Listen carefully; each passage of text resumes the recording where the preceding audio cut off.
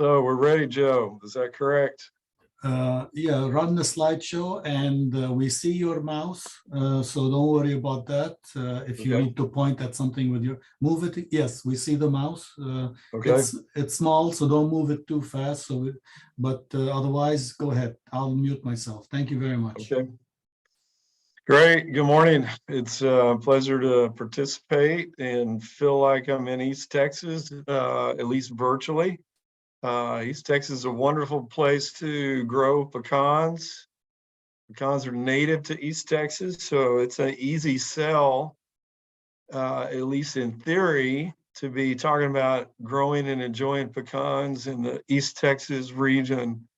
Unfortunately, it comes with a little more challenges than that. It's not all easy with pecans. I'll talk about how to make it easier, perhaps, and help you understand some of the challenges and really the opportunities for pecan trees as a backyard or small orchard fruit crop.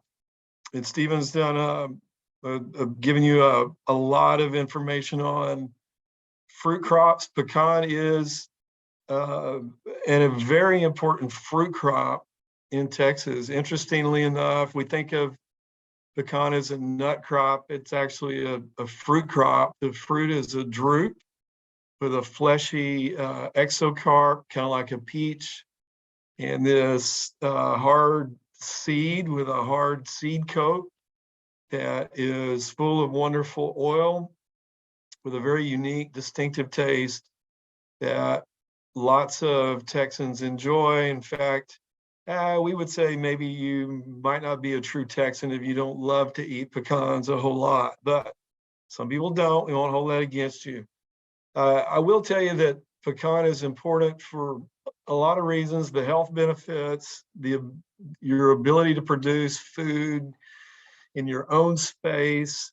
But what pecans do as far as our economy is very important, and what pecans do for us historically is very important. I'm showing a picture of a native pecan tree in Washington on the Brazos State Park, which is near Brenham, Texas.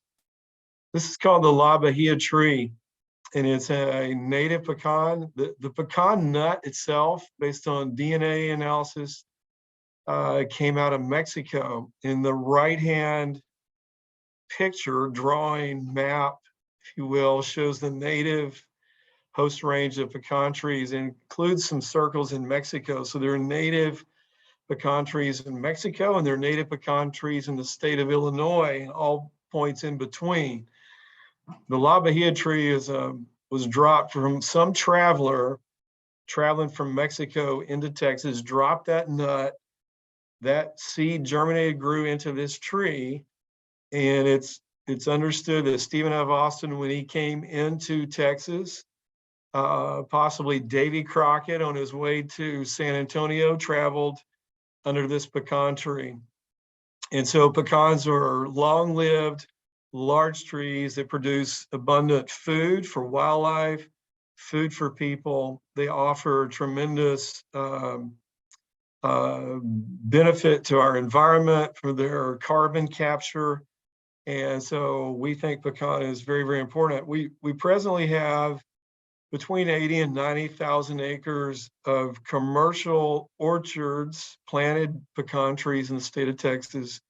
And I'll just use the word gazillion native and seedling pecan trees scattered around the state, including lots of backyards in Texas. A little bit of terminology. A native pecan tree we would consider has genetics that are not influenced by people. So we go into wild stands of trees that were the emerging trees and emerged from the soil, got there from natural means, natural seed dispersal, spreading of seed by wildlife. But once man comes in, starts grafting, starts planting planting improved trees, then we lose true native status.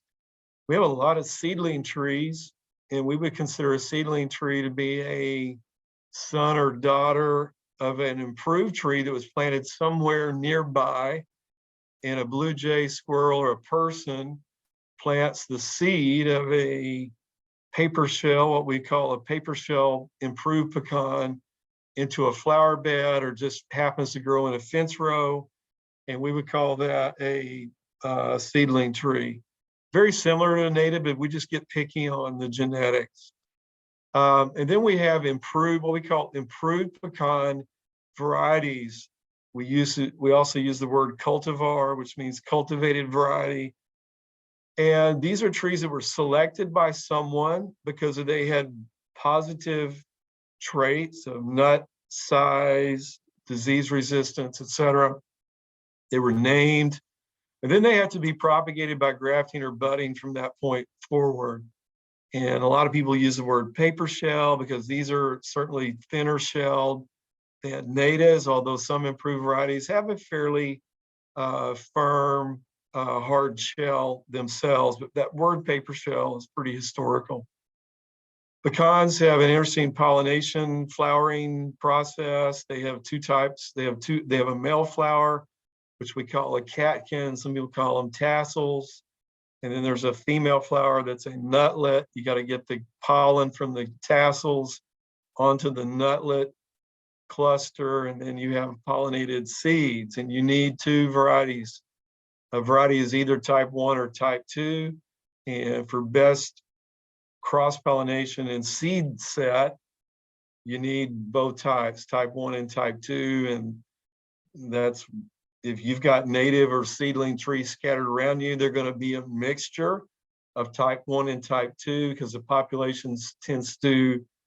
natural populations tend to segregate out fairly equally between type 1 and type 2. So if you got any native trees around you, you're going to have adequate pollination. You're in a very isolated situation with no pecan trees inside of your property. You should plant a type 1 and type 2 together on the property for best cross-pollination.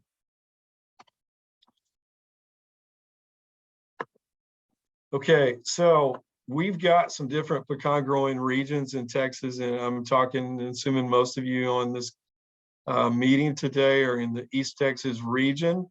That differs from the north and the west and the central in terms of rainfall, which it impacts disease problems that we have on pecan trees.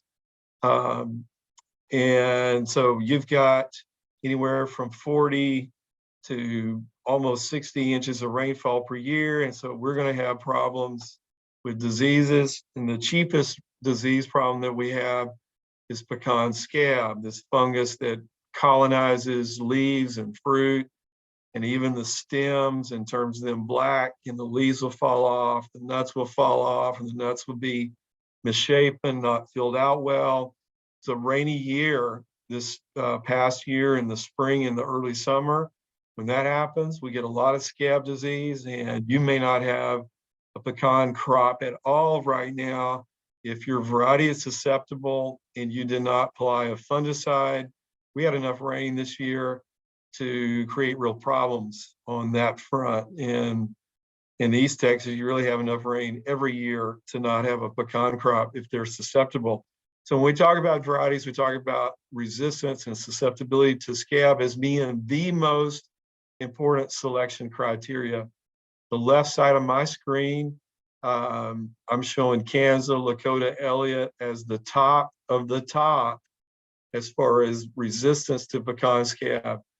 You can grow these three with no sprays, and they will perform very well for you without getting scab. They're resistant to the disease.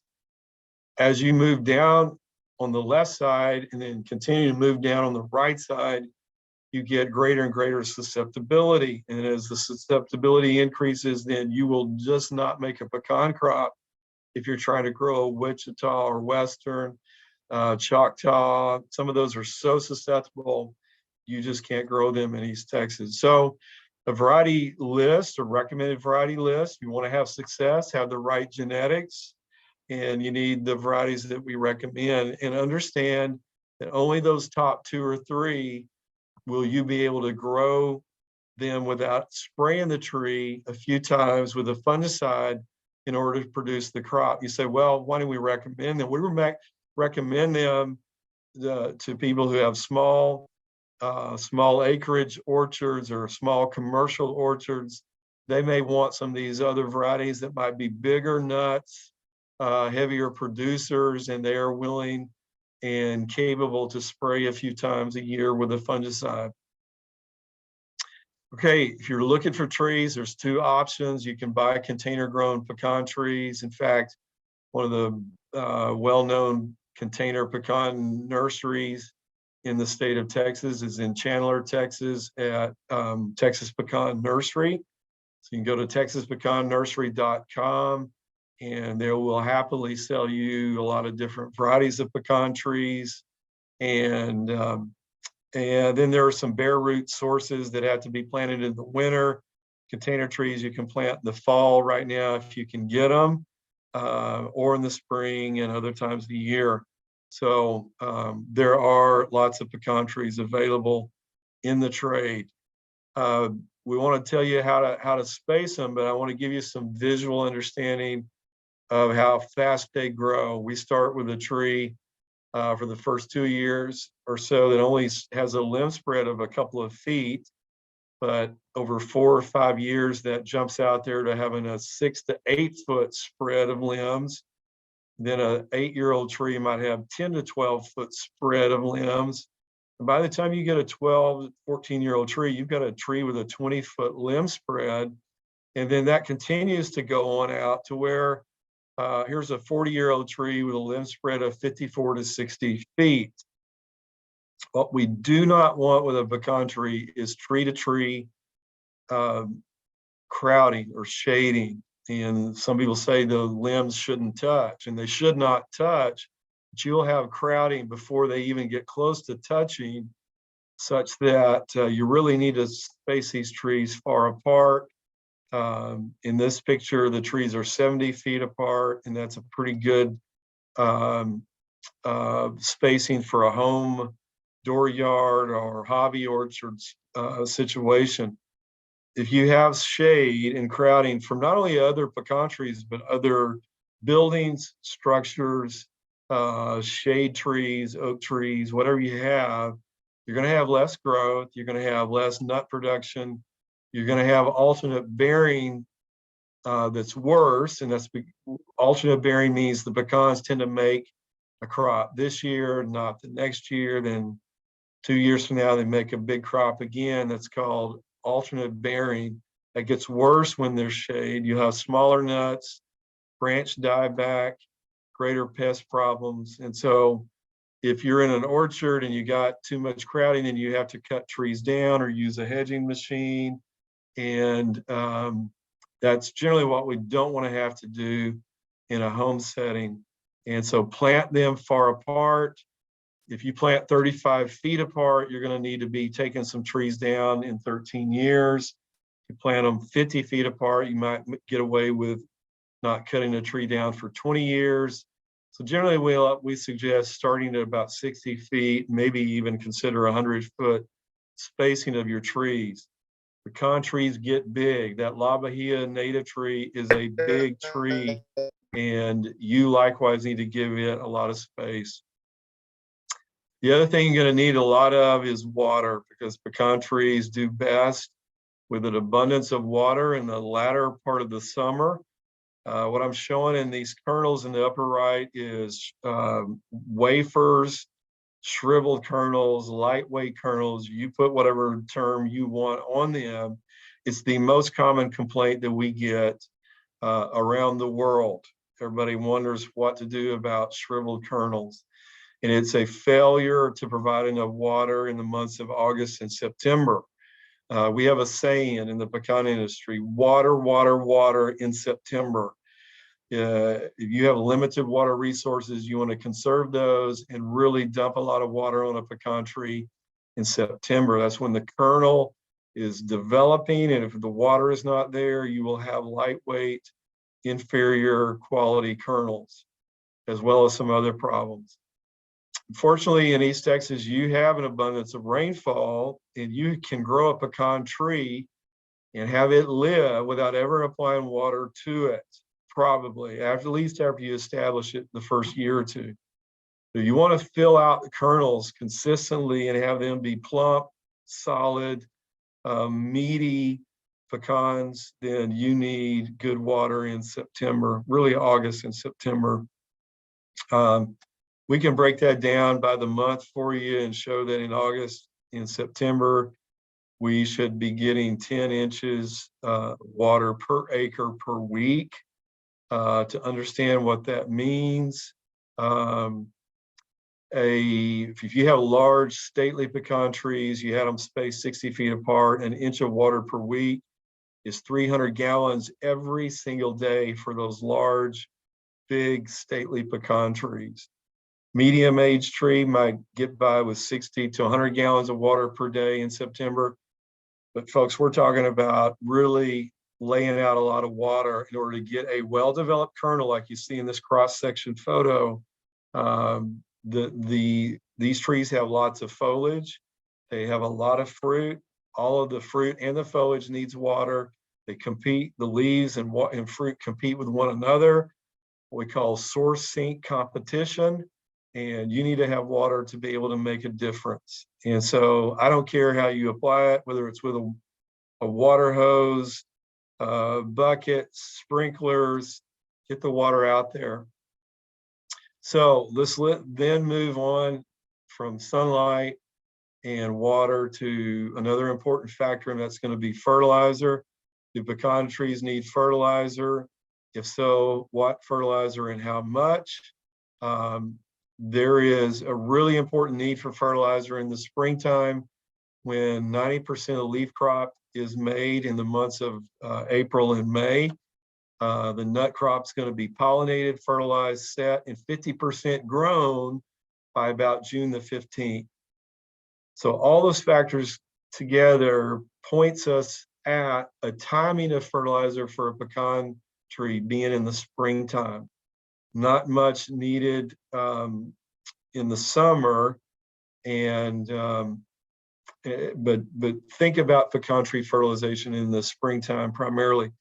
What do you need to apply? What I've done is broken major and minor nutrients, and then I've highlighted the ones in blue that really we worry about in a pecan tree. So nitrogen, phosphorus, potassium, that's easy, that's NPK. You find that in most bagged fertilizer. Minor nutrients of interest in pecans include zinc, iron, boron, and nickel. And a lot of people don't even know nickel is a plant nutrient, but it shows up as deficient in pecan trees from time to time. Nitrogen is really the primary worry or annual concern because it's not stable in the soil. And everything we want to accomplish with a pecan tree, from production of nuts and quality of nuts, really revolves around nitrogen. So it's what gives you good color. You have a pale colored tree like this one, that's a lack of nitrogen. It's not stable in the soil. You have these abundant rainfall in East Texas that leaches out nitrogen. Your job is to resupply that on an annual basis in the springtime. And if you do that, you're going to cover part of what this tree needs to be successful at producing fruit. And so deficient trees are recognized by uniformly pale green to yellow color. And that's what you look for when to apply it, spring and early summer.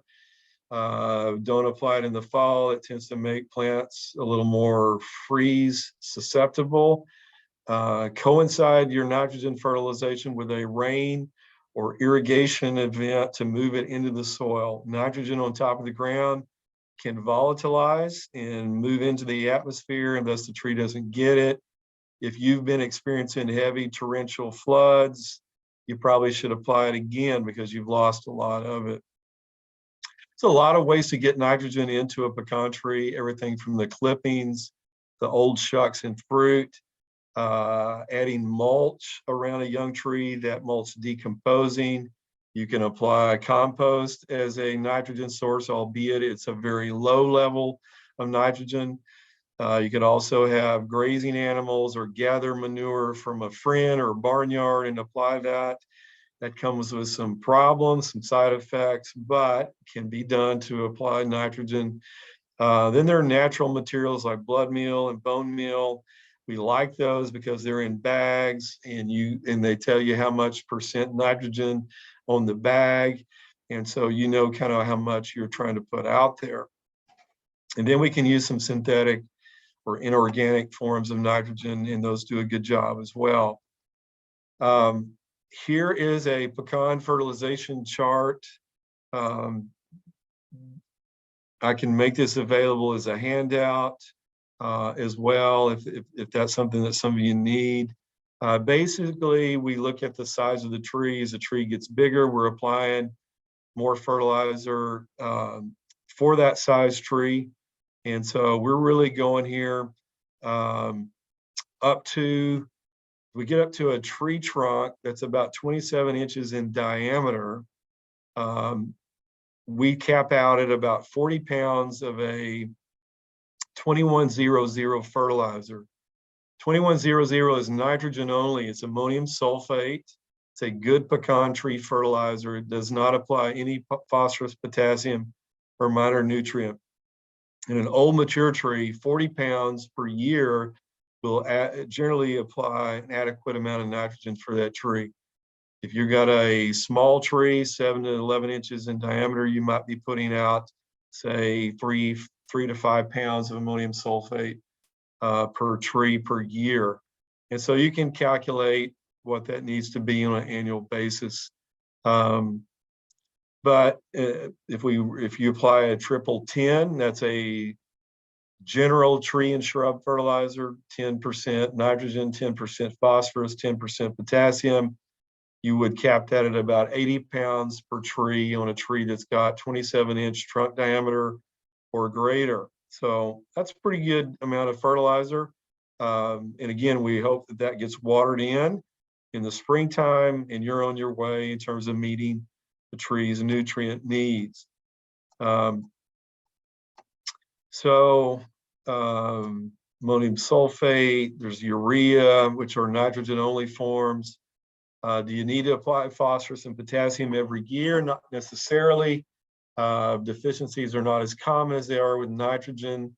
You can overaccumulate phosphorus, and when you do, it's going to make your zinc deficiency, some of your other minor nutrient deficiencies greater.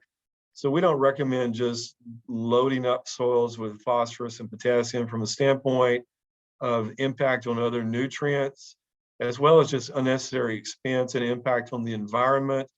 We suggest it's better to conduct a soil test.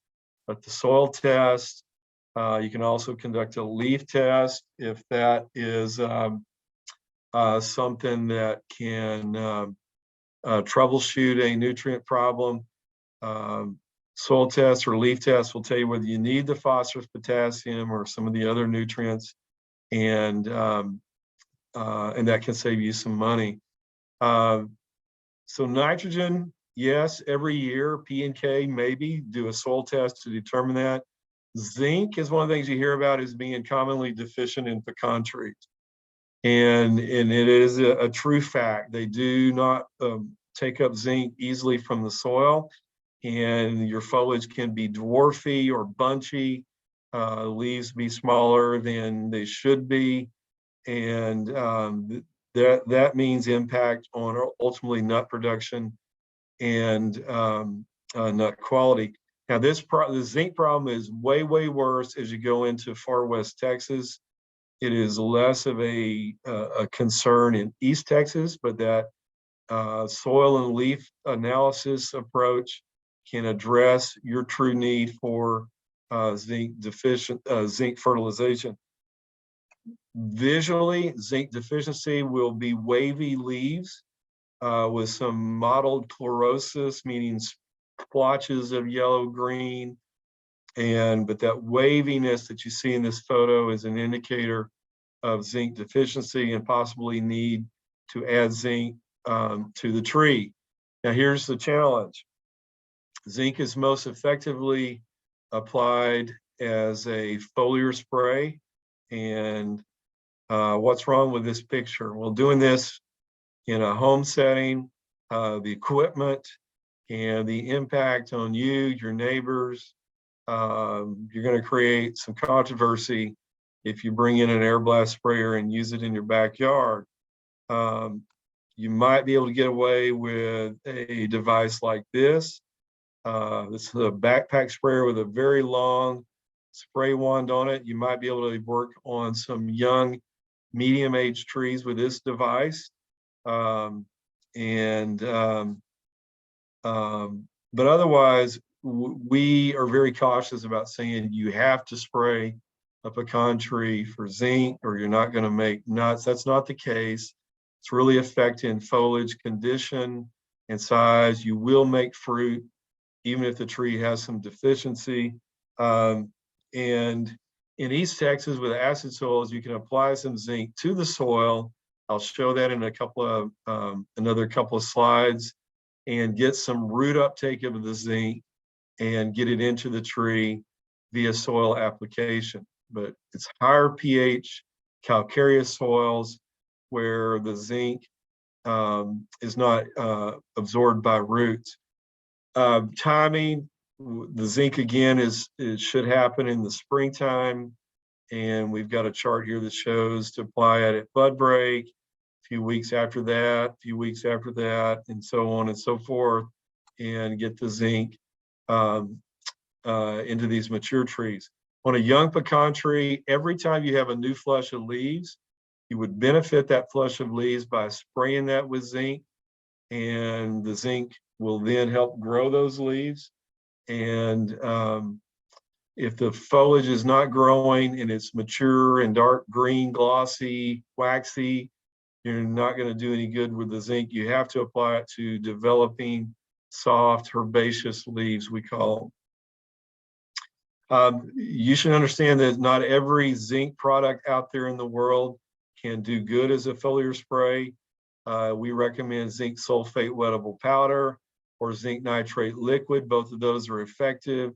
Zinc oxide, which people use in sunscreen, can work. I wouldn't recommend spraying sunscreen on your pecan trees. It's got other stuff in it that wouldn't be beneficial. But zinc oxide is a form. There's some chelates. Those are kind of so-so. We really boil it down to zinc sulfate and zinc nitrate.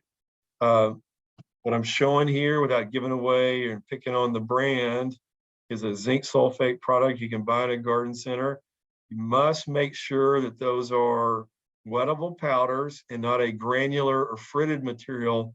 If it's a granular fritted material, it generally does not spray well. You can mix and mix and mix, and you will have not all of that zinc go into solution.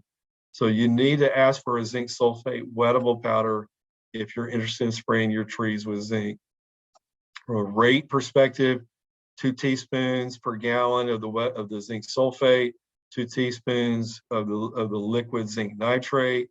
The zinc nitrate is less phytotoxic to peaches and other fruit plants or ornamental plants you might have around your pecan trees.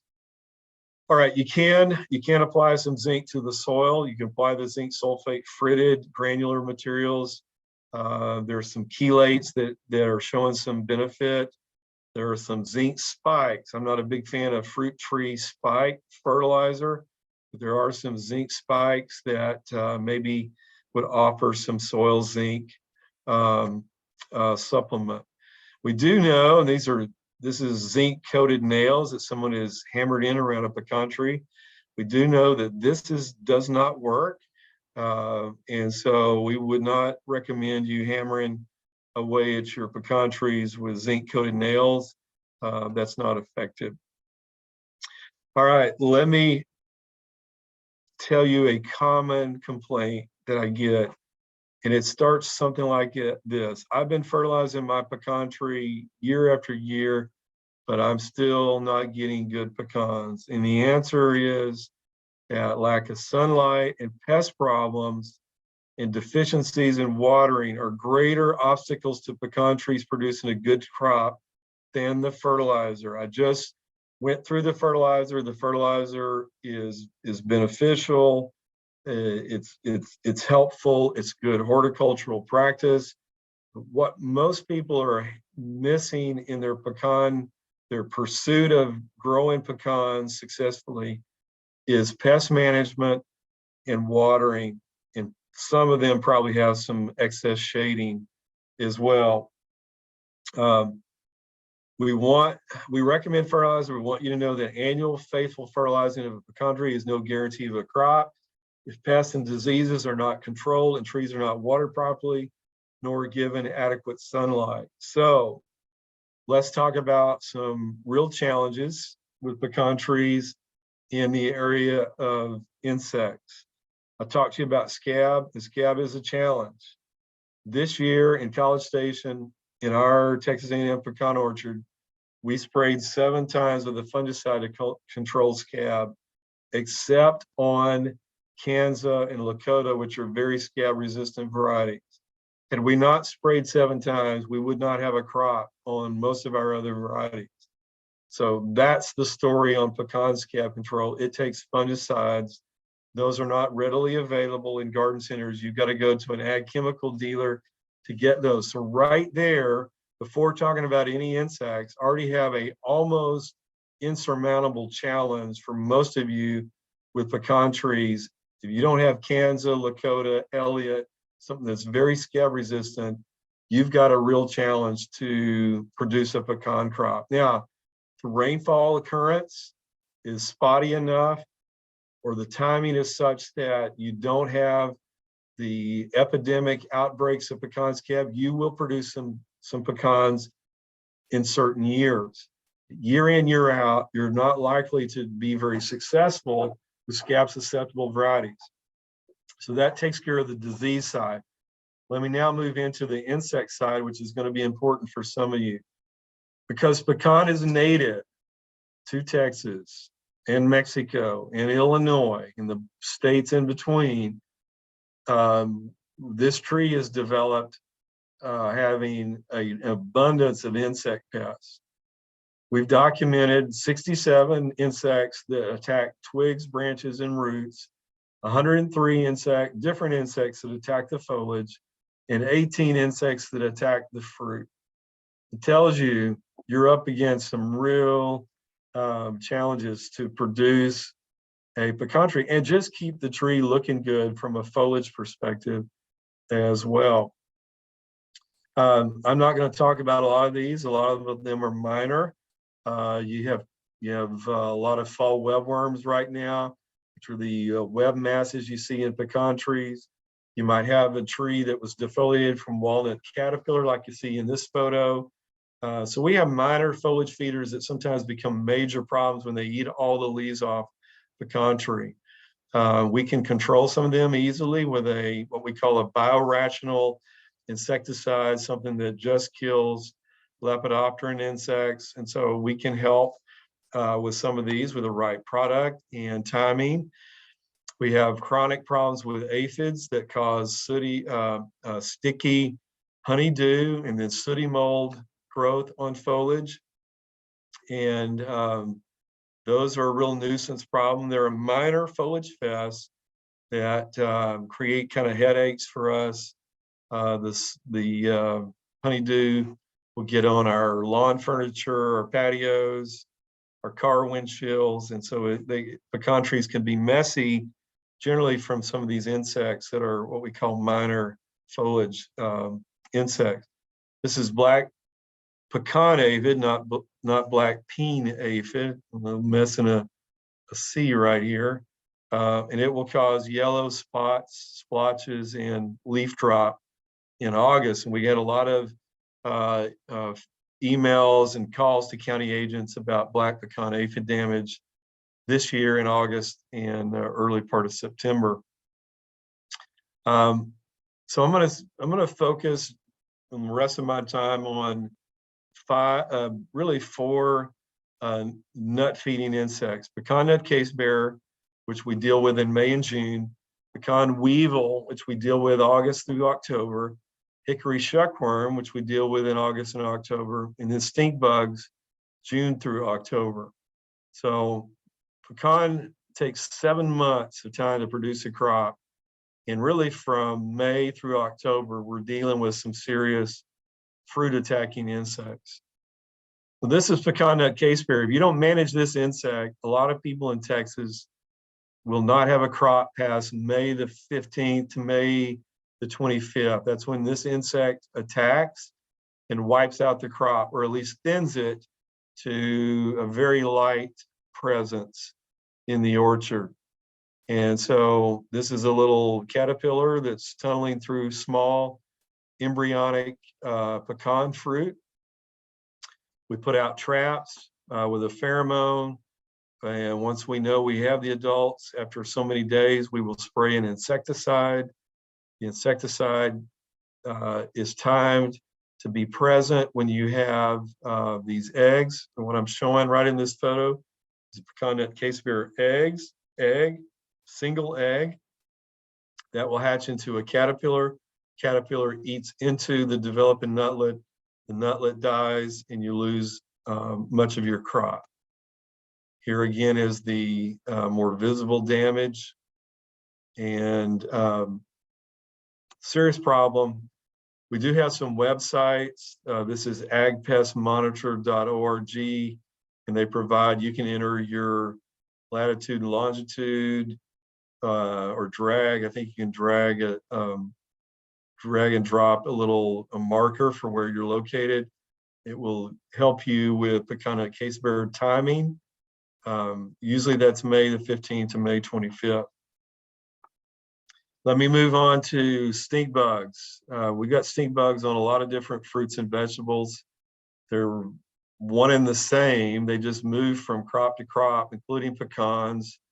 Generally in the time frame when the kernel is developing, and the feeding sites are these black, ugly spots, and they're bitter and they taste bad.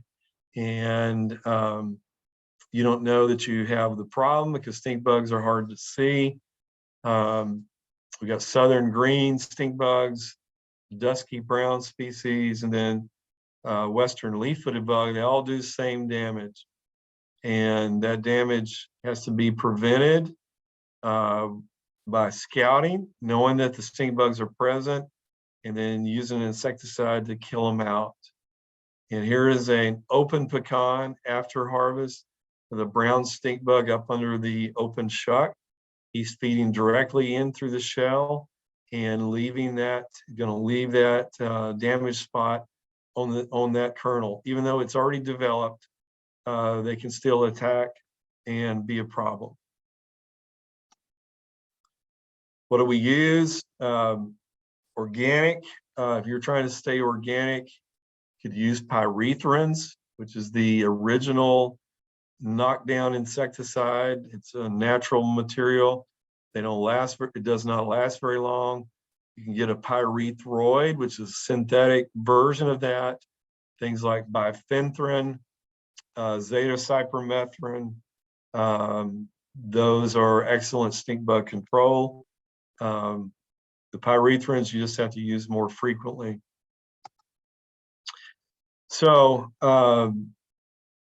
that's stink bugs. Let's move on to hickory shuckworm. If you go out right now and you've got pecans, some of the shucks are open, you can tear apart those shucks. And if you have a lot of this black sooty material adhering to the shell and black tunneling through the shucks, this is the corn earworm of pecans. Corn earworm cuts off water supply to a developing ear of corn.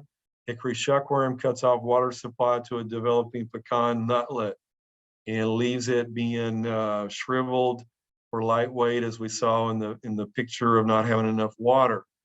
And so this is a problem generally in September, August and September, requiring an insecticide be applied at that time. So if you've got some shriveling, might investigate, see whether you have signs of hickory shuckworm, which would mean you need to apply insecticide about half shell hardening, middle to late part of August to early September to minimize that problem. Then the last one is a real serious problem for East Texas. It's called pecan weevil. This is a weevil insect that emerges from the soil in August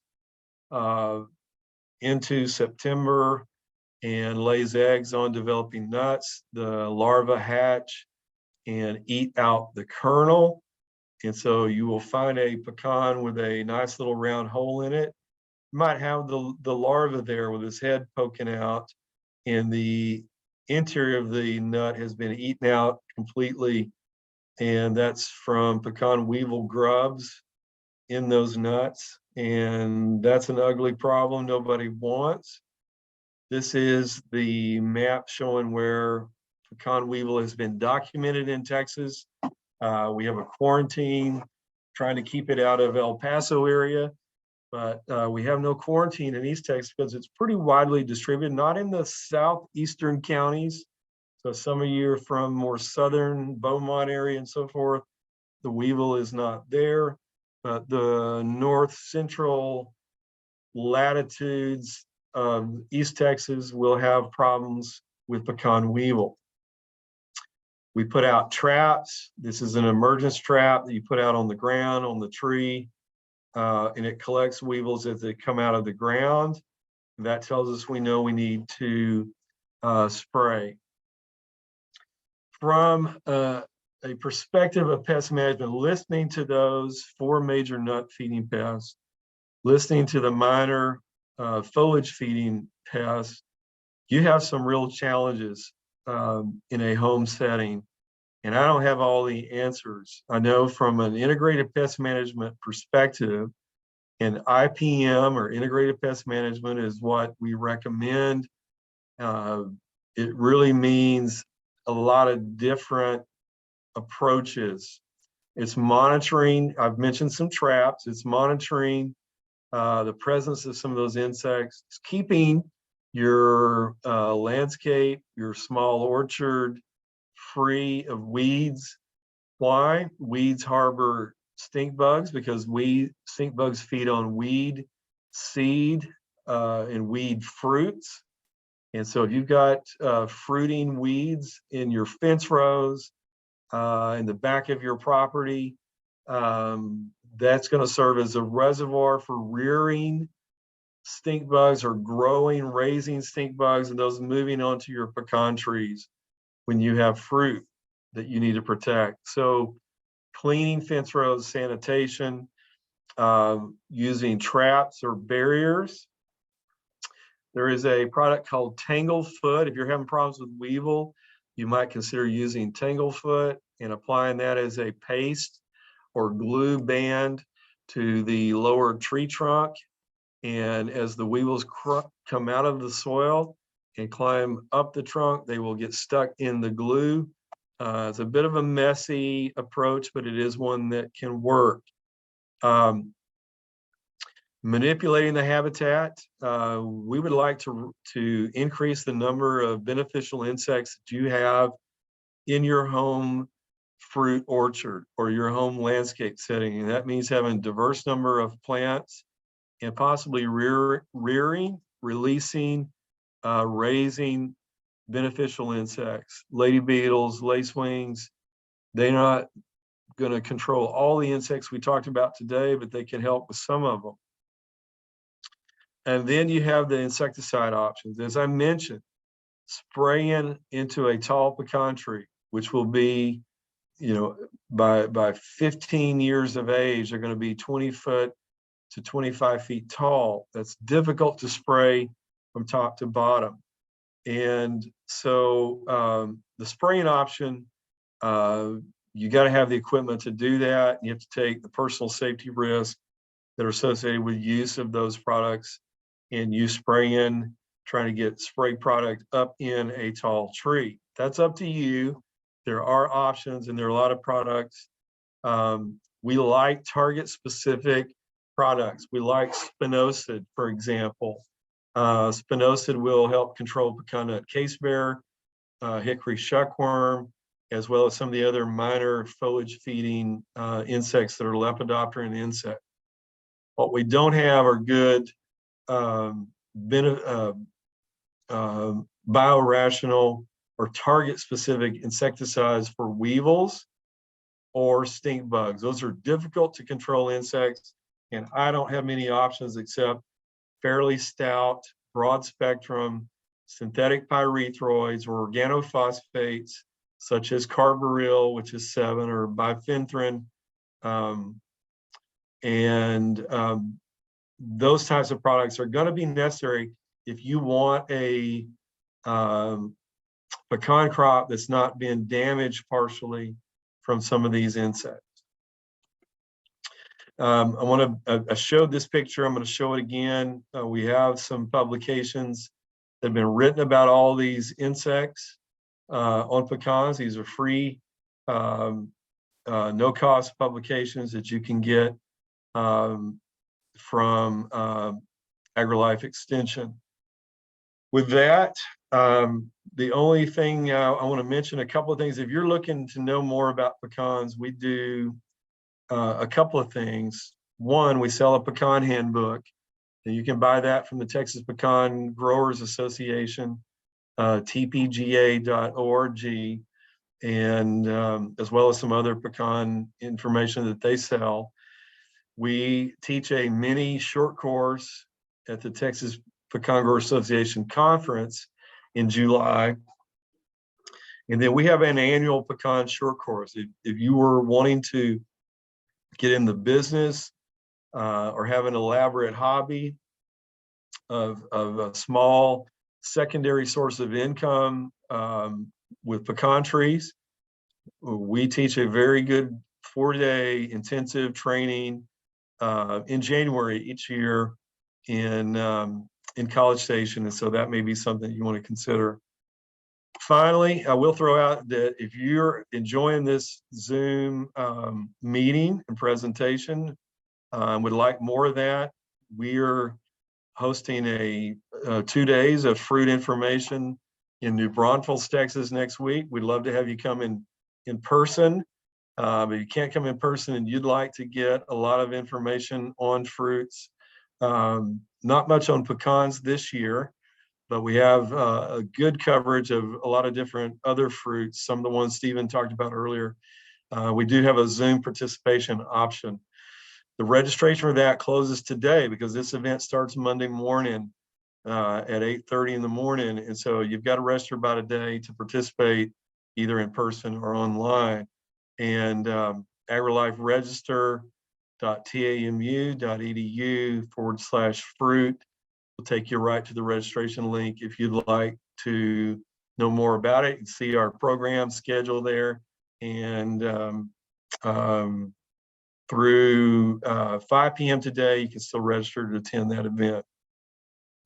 So with that, I've covered, kind of walked you through how to take care of these valuable, large, historical, stately, food-producing, wildlife-enjoying fruit trees, the pecan.